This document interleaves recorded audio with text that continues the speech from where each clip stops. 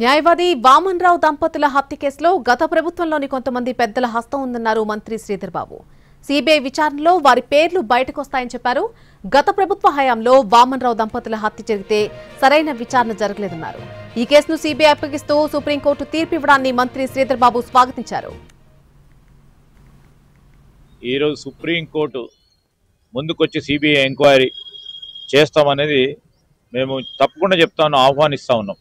ఎందుకంటే స్పష్టంగా ఎవరు దీంట్లో పాత్రధారులైనారు, ఎందుకు వీరిని చంపారు, అన్ని కోణాల నుంచి కూడా ఈరోజు సిబిఐ ఎంక్వైరీ చేస్తే అసలు శిశులైన దోషులు బయటికి రావాలి. దాంట్లో ముడిపడి ఉన్న అందరూ కూడా ఆనాడు ప్రభుత్వంలో పైనుంచి కింది వరకు ఉన్నారు అని మేము భావిస్తూ ఉన్నాం. వారందరూ కూడా బయటికి వస్తారు.